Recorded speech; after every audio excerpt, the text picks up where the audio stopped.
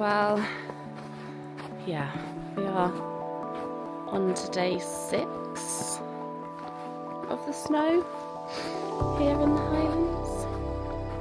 I've spoken to quite a few people. Not that's a lie, because I haven't seen quite a few people. I've spoken to my neighbour, and I've spoken to a couple that come up to the yard fairly often. Well, normally, very often. And yeah, they said like, this is the most snow we've seen in 10 to 15 years, and it just keeps coming. Like, I thought yesterday, it started raining yesterday, which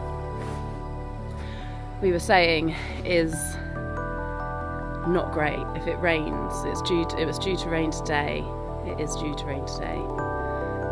To rain and then be -8 tonight, which just means everything's going to turn to ice, and we definitely won't be able to get up and down our drive. I mean, I've not been able to get out for the past 2 days. My neighbour she's got a pickup truck, and she's not left the property in 6 days. Well, she came down with me on Monday, so I think I got my car stuck on Saturday, which was silly. And luckily the chap, if you've seen my previous video, a chap with his Range Rover managed to get me out pretty easily, so it was literally just a lip to get me up onto the road. And then I went out on Monday, and she was going down the drive, my neighbour, to check if we had any posts left, if the postman won't even attempt our drive, quite rightly, and it's like it is now. So she was going to see if he had left our post in a bin or something down the bottom of the drive. So I said to her, can I follow you down and just see if I can get my car up onto the road? So I did, and so she followed me up to the top of the hill, which is quite a steep hill, and it was fine. And the roads, to be fair, had been completely ploughed and gritted, and I think I just got a bit complacent. I didn't go over 40 miles an hour, and they're like 60 mile an hour roads normally, kind of. But I went round this corner, and there must have been some ice, and I completely lost control of my car. It was really scary. I don't know what I did, but I obviously did the right thing. Completely by fluke, by steering into whichever way I was going, but it was really lucky there wasn't another car coming up the other way. So I'm just not prepared to do it now. So we've been snowed in now for 2 days. A lady that comes up quite often has just messaged my neighbour to say, do we need anything? So she's picking up some more essentials for us, which is nice. At first I thought it was my neighbour, so I was like, oh, soya milk or lactose-free milk, eggs, as many as you can get, and toothpaste. I was just this morning was like, oh, I'm a bit low on toothpaste. And then when I found out it was this other lady who I don't know as well, but equally I shouldn't have done it for my neighbour. I was just like, just eggs, milk and some toothpaste would be incredible, if that's alright. So don't think I can really afford to be fussy when it's like this. So she's doing that, which is really nice of her, and we'll hopefully drop that off to us. Kind of got enough food to keep me going at the moment. I had some things like lentil dal that I'd made a huge batch of before I'd gone down to Cornwall for Christmas. So I'm bringing that out of the freezer to eat. I grabbed like a couple of pizzas just to chuck in the freezer. And I've got like things like bone broth that I had made a while ago. And I've got pasta and rice, and I had like chicken. I've got sweet potatoes. I went and bought some beans so I can have like jacket potatoes and things. So yeah, I was saying I hadn't even had it in my head that snow was coming when I made it back up to Scotland, to be honest. Just had a lot of other things going on. But this is like a lesson to really provision for this kind of situation. So I've been naturally making batches of things anyway. I've only got a small freezer. I'm just going to make sure I keep doing that. And so I've got nice healthy food in the freezer that I can pull out. So like the lentil dal is nice and healthy and delicious and nourishing. So I'm going to keep doing that kind of thing. And then having tins of things for emergency backup is definitely something. And then I've also been reading the book Wintering which is completely appropriate for the fact that I'm stuck in right now. So I've only just started it, but it definitely, I'll talk about it more maybe later, but you can understand why people provision, so making pickles and things in the summer. Never thought I would be that person, but we need to do it here, so I should definitely be doing it. Literally stuck in our winter wonderland. So yeah, anyway, I will stop here, take some more footage, and ponder the idea of becoming better at provisioning food for future snowed in situations.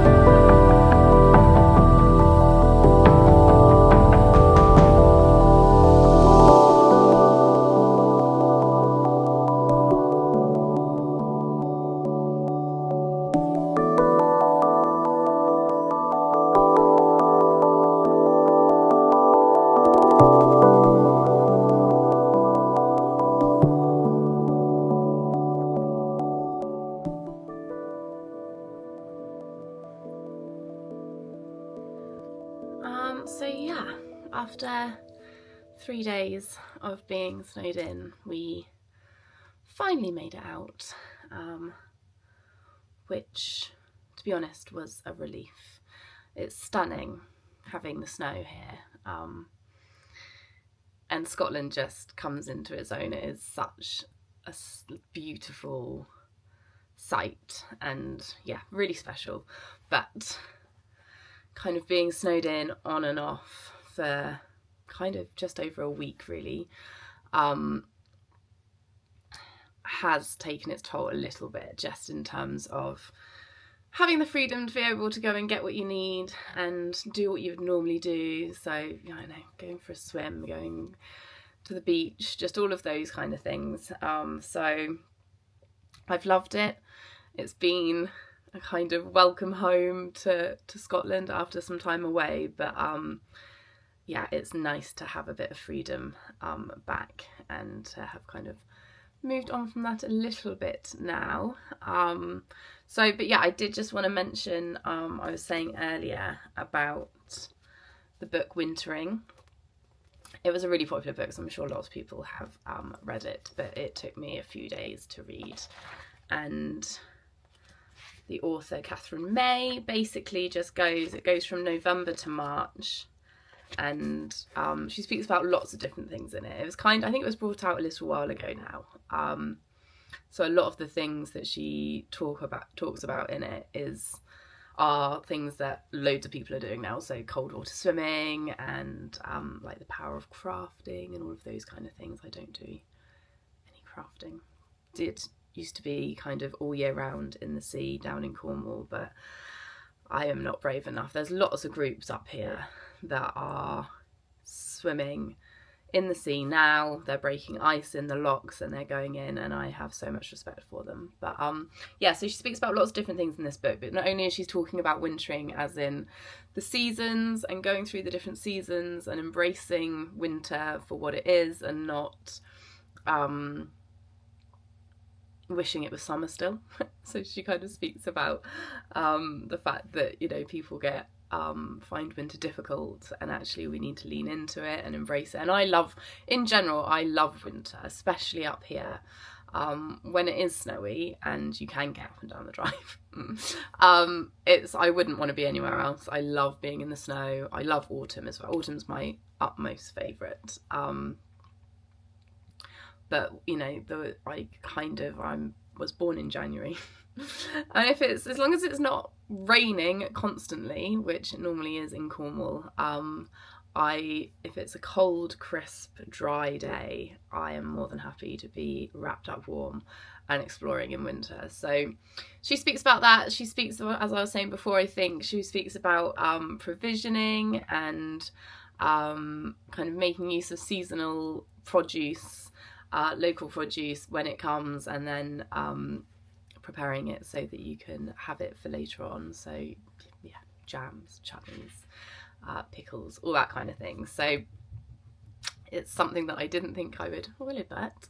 Those are fresh sheets that he's just jumped on, and he hasn't had a wash since coming back from the woods.